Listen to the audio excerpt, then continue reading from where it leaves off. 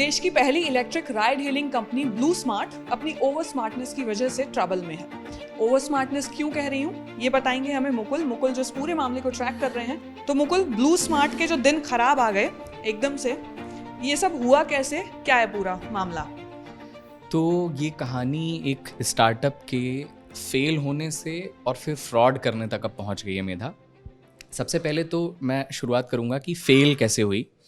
कि blue smart का जो हमने एक समय पर देखा था कि जब ये आई थी कंपनी तो ऐसा कहा जा रहा था कि ऊबर और ओला की दुकान बंद हो जाएगी क्योंकि सरचार्ज नहीं था, इसमें टाइम से गाड़ियाँ आ जाती थीं। ब्लू स्मार्ट की अपनी गाड़ियाँ थीं तो उनको मैनेज करना इजी था, अपने चार्जिंग पोर्ट्स थे, तो इस तरीके से वो मैनेज कर रहे थे। और इन सारी वजहों को देखते हुए, कंफर्ट को देखते हुए लोग ब्लू स्मार्ट को चुन रहे थे ऑप्शन के तौर पर। और ऐसा बोला जा रहा था कि इतनी अच्छी है कि ऊबर और ओला के भी दिन लग सकते हैं। पहले ब्लू स्मार्ट क्या करता था? पहले ब्लू स्मार्ट ऊबर को मुहैया कराता था गाड़ियाँ। फिर जब उस धंधे में आए और उन्होंने देखा कि ऊबर के साथ क्या क्या प्रॉब्लम्स हैं, क्या क्या लोग फेस कर रहे हैं, तो उन्होंने इस पर काम किया कि हम तो ये अपनी कंपनी बना सकते हैं, जिसमें उन प्रॉब्लम्स को इन्होंने रिजॉल्व किया और फिर बेटर सुविधाएं देकर के ब्लू स्मार्ट को लॉन्च किया। इस साल क्या होता है, 2025 में ब्लू स्मार्ट के लिए बहुत बुरा दौर शुरू हो जाता है। इस साल की शुरुआत में सबसे पहले ये खबर आती है कि ऊबर ब्लू स्मार्ट को खरीद लेगा क्योंकि ब्लू स्मार्ट घाटे पे जा रही है।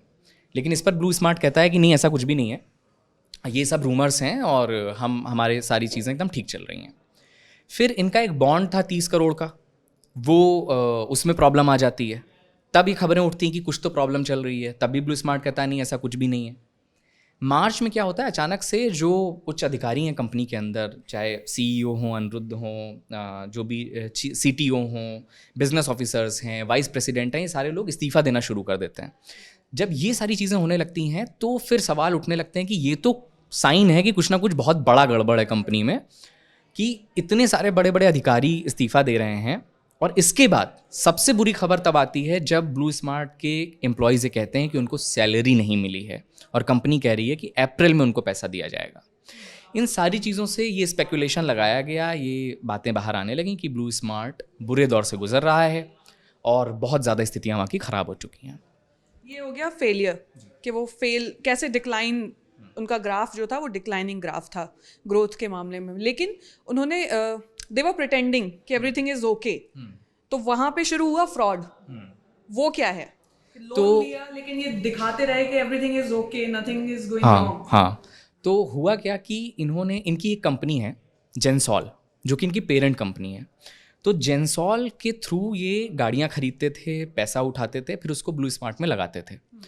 तो इन्होंने कहा कि हम लोन ले रहे हैं जेंसॉल के थ्रू। इन्होंने 978 करोड़ रुपीज़ का लोन लिया। कहना ये था कंपनी का कि इससे वो ईवी गाड़ियाँ खरीदेंगे। तो लगभग इनका प्लान था कुछ 6400 गाड़ियाँ खरीदने का, 6400 कार्स खरीदने का, इलेक्ट्रिक व्हीकल खरीदने का।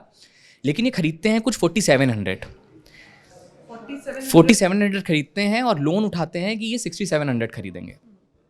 अब इसमें क्या होता है कि 978 करोड़ का, 978 करोड़ का लोन लेते हैं जेंसॉल के थ्रू। और उसमें से अभी जब सेबी ने, security and exchange board of India जो है, जो कि मार्केट में जो पब्लिक कंपनीज होती हैं उनको रेगुलेट करता है, पब्लिक लिस्टेड कंपनीज को, सेबी ने जब ये सब अभी फंड का जब इशू आना शुरू हुआ और उन्होंने इसको इन्वेस्टिगेट किया, तो उन्होंने पाया कि जो इसके प्रमोटर्स हैं, जो इसके फाउंडर्स हैं, पुनीत और अनमोल सिंह जग्गी, इन्होंने 262 करोड़ रुपीज़ का घोटाला किया हुआ है। इन्होंने लोन अमाउंट में से 978 करोड़ में से इन्होंने 262 करोड़ रुपीस का डेटा जो है वो कैसे बाहर आया, उसमें से इन्होंने डीएलएफ कमीलिया में एक फ्लैट खरीदा कुछ 43 करोड़ रुपए का। इन्होंने अपने पर्सनल यूज़ के लिए उस पैसे का इस्तेमाल किया। इन्होंने अपनी मदर के अकाउंट में कुछ 6 करोड़ रुपए ट्रांसफ़र किए, अपनी वाइफ के अकाउंट में 3 करोड़ रुपीस ट्रांसफ़र किए, गोल्फ खरीदा कुछ 50 लाख रुपए का। इस तरीके करके उन्होंने 262 करोड़ रुपए का अमाउंट खर्चा कर दिया एक पब्लिक लिस्टेड कंपनी से लोन लेकर के। तो इसको ही कंसीडर किया जा रहा है कि आपने अपने लेंडर्स, अपने प्रमोटर्स, इन सब के साथ में फ्रॉड किया है, जिसकी अब सेबी जांच कर रही है और इस पर उसने एक्शन लिया है। जी, तो अपने स्टेक होल्डर्स को मिसलीड किया। बेसिकली आपने एक पब्लिक लिस्टेड कंपनी को अपने वॉलेट की तरह, अपने प्राइवेट पर्स की तरह यूज़ किया। सेबी ने कहा है कि पिगी बैंक की तरह इस्तेमाल किया, पिगी बैंक की तरह।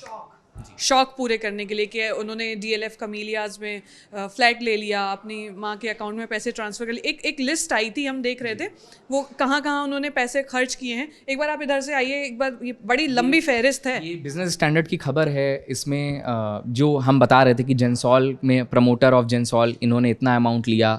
जसमिंदर कौर, ये इनकी मदर हैं अनमोल सिंह जग्गी की, इन्होंने 6 करोड़ रुपए लिए। मुग्धा कौर जग्गी हैं जो इन्होंने 2 करोड़ 98 लाख रुपए लिए, जो इनकी वाइफ हैं। फिर 1 करोड़ समथिंग 86 लाख है जो पर्सनल यूज़ के लिए है। तो इस तरीके पूरी लिस्ट है, ये पूरी लिस्ट है। देखेंगे कि यहाँ पे कहीं पे गोल्फ के लिए उन्होंने खर्च किया हुआ है, क्रेडिट कार्ड के बिल्स पे किए बिल्कुल बिल्कुल। ये 25 करोड़ रुपए की एक ये लिस्ट आई है, 25 करोड़ 16 लाख की, जो कि टोटल अमाउंट हो रहा है, जो इस तरीके का निकल करके आया है। शेयर्स डाउन हो गए, अभी कंपनी का हालात बहुत ख़राब हैं, और बीते 6 महीने से अगर हम देखें तो कंपनी के शेयर्स लगभग 85% डिक्लाइन कर गए थे। ये खबर मार्केट में आने से ही तुरंत ऐसा हुआ है। मतलब इसका और क्या क्या खराब जो असर पड़ा है वो क्या है, प्लस सेबी ने क्या एक्शन लिया है? हाँ, तो देखिए सबसे पहले तो मार्केट में अभी जब अचानक से सेबी ने क्या कहा, सेबी ने इनको बार्ड कर दिया है। जो भी इसके प्रमोटर्स हैं अनमोल और पुनीत, इनको बोला है कि आप किसी भी की होल्डर किसी भी कंपनी में अभी नहीं हो सकते हैं, उस पर रोक लगा दी गई है। इसके अलावा ये एक्शन लिया है कि अच्छा, इसका परिणाम क्या हुआ है कि शेयर्स अचानक से डाउन हो गए हैं। पहले तो जो घोटाला हो रहा था, प्रमोटर्स, मतलब ये समझिए आपकी 70% प्रमोटर्स जो थे, जो प्रमोटर्स का पैसा लगा हुआ था, वो आधा हो गया है, अब 35% बचा हुआ है। तो जैसे ही प्रमोटर्स आपकी कंपनी से बाहर निकलने लगते हैं तो ये एक साइन होता है कि कंपनी में हालात ख़राब हो रहे हैं। अभी जब से ये सेबी का ये आ गया है कि इनको की होल्डर नहीं बना सकते हैं, इनको सारे पदों से हटा दिया गया है, तब से और भी ज़्यादा डिप हमें देखने को मिल रहा है। तो इस वक्त में जो जिन्होंने भी इनके शेयर्स खरीदे हैं उनका बुरा समय चल रहा है, आप ये कह सकते हैं। ऑलरेडी शेयर मार्केट इतना ख़राब है, उसमें इस तरीके की खबर आना और ख़राब है। और अभी हमने देखा था कि कितना ज़्यादा ये चर्चा हो रही थी पीयूष गोयल के बयान के बाद में कि स्टार्टअप्स को लेकर के हिंदुस्तान में एक नई बहस शुरू हो गई थी कि स्टार्टअप्स के जो हालात हैं वो बहुत अलग हैं, बहुत ख़राब हैं, और उसमें टेक कुछ भी नहीं हो रहा है। वैसे समय में इस तरीके की खबर आना कहीं से भी एक अच्छा साइन तो नहीं है। मतलब मुझे तो नहीं लगता कि ये किसी भी तरह से एक देश के लिए, डेवलपमेंट के लिए अच्छा हो सकता है। तो ब्लू स्मार्ट ऊबर और ओला से किस तरीके से अलग थी? मतलब उसने एक रेवोल्यूशन आया कि भाई ब्लू स्मार्ट, जब हम एयरपोर्ट या रेलवे स्टेशन से बाहर निकलते थे, लोग शेड्यूल करके कैब्स रखते थे, दे वर प्रेफरिंग इट, और बहुत ही स्मार्ट मूव था। लेकिन ये अब जो हम देख रहे हैं, बेसिकली मैं लोगों को ये समझाने के लिए जानना चाहती हूँ आपसे कि ओला और ऊबर और ब्लू स्मार्ट कैसे अलग? तो देखिए, सबसे पहली जो सबसे बुनियादी चीज़ है वो तो ये है कि ये ई व्हीकल था, जो अभी एक बदलाव आ रहा है, लोग इलेक्ट्रॉनिक व्हीकल की तरफ शिफ्ट हो रहे हैं, पोल्यूशन का एक बहुत बड़ा चीज़ है। ऊपर से लोग जो भी कैब इस्तेमाल करते हैं, ख़ास तौर से जो दिल्ली, मुंबई, बेंगलोर जैसे शहरों में इस्तेमाल कर रहे हैं, उनको ऊबर और ओला के साथ में जो एक बड़ी प्रॉब्लम आ रही है वो ये आ रही है कि अचानक से ड्राइवर कैब कैंसिल कर देते हैं। ब्लू स्मार्ट आपको कह रहा था कि आपको पहले से ही कैब असाइन हो गई है, ड्राइवर की डिटेल आ गई है, आपके पास सब कुछ है, आपके घर पे 15 मिनट पहले कैब आ जाएगी, आप शेड्यूल कर लीजिए, 15 मिनट पहले कैब आ गई। तो कैंसिलेशन, जो लास्ट टाइम कैंसिलेशन हो जाता था, किसी के प्लान्स ख़राब हो जाते थे, वो नहीं था यहाँ पर। नाइट चार्ज आप ऊबर करिए, ओला करिए, उसमें अचानक से आप देखेंगे कि सरचार्ज लग जाएगा। ब्लू स्मार्ट आपको कह रहा था कि हम सरचार्ज नहीं लगाएंगे। इनकी अपनी गाड़ियाँ थीं, तो ऊबर और ओला तो मेरे पास गाड़ी है कॉमर्शियल, मैं रजिस्टर कर सकता हूँ, बट ब्लू स्मार्ट कह रहा था कि नहीं, हमारी अपनी गाड़ियाँ हैं, तो उसको वो उसी हिसाब से साफ़ सुथरा रख रहे थे, मेंटेन करके रख रहे थे। और इसमें एक और इम्पॉर्टेंट चीज़ ये थी कि आप कभी भी, हम तो लगातार बातें करते हैं, कैब वालों से बात कर रहे होते हैं, ऊबर ओला के ड्राइवर से बात करते हैं, उनकी हमेशा शिकायत रहती कि काम नहीं है, कमीशन बहुत ज़्यादा है। ये ना केवल लोगों के लिए बेहतर थी, बल्कि ये ड्राइवर्स के लिए बेहतर थी। ब्लू स्मार्ट 2500 से 2800 रुपये अपने ड्राइवर्स को कमिट करते थे कि इतने का काम तो आपको डेली मिलेगा ही मिलेगा ही।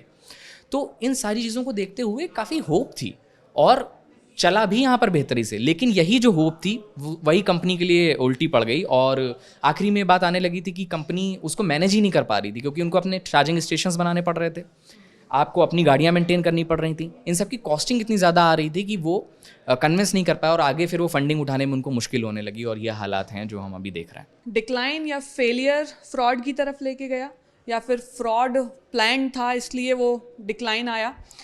ये जांच का विषय है। सेबी अभी इन्वेस्टिगेट करेगी कि क्या हुआ, कैसे हुआ और ये हेरा फेरी कब से चल रही थी। तो ये पूरा जांच का विषय है। And business is not easy. जो हमारे स्मार्ट चॉइसेस होते हैं या फिर हमारे स्मार्ट मूव्स या कोई एंटरप्रेन्योर जो एक बिज़नेस स्टार्ट करता है और उसको बूम तक लेके जाता है, तो वो हम ब्लू स्मार्ट की इस जर्नी से, ये जो फेज़ आया है, इससे बहुत आसानी से समझा जा सकता है। अब यहाँ से कहानी कहाँ जाएगी ये तो कहना अभी मुश्किल है। बहरहाल तो ऐसे ही देश और दुनिया की तमाम खबरों पर मुकुल और मेधा आपसे जुड़ते रहेंगे। लेकिन उससे पहले मैं एक और चीज़ आपसे मैं दरखास्त करूंगी। मुकुल की एक बहुत ही शानदार रिपोर्ट अभी वो पंजाब से करके आए हैं। बहुत ही मुश्किल और बहुत मेहनत से उन्होंने की है। मैं चाहूँगी कि आप लोग देखें उस रिपोर्ट को। जो भी हमारे व्यूअर्स अभी इसको देख रहे हैं वो यहाँ के बाद सीधा उस रिपोर्ट पर जाएँ और पंजाब की जो मौजूदा हालात हैं, जो बरसों से चले आ रहे हैं, ड्रग स्मगलिंग या कैसे नशे की लत में जो डूबा हुआ है, और नॉट ओनली पंजाब, ये एक रिप्रेजेंटेटिव रिपोर्ट है। देश का बहुत बड़ा हिस्सा इस प्रॉब्लम में है इस वक्त। तो आपको चाहिए कि आप ये रिपोर्ट जाकर देखें और ऐसे काम को सराहें। तो मैं और मुकुल मिलते रहेंगे आपसे ऐसी खबरों पर। जुड़े रहिए जिस्ट के साथ। See you in the next one.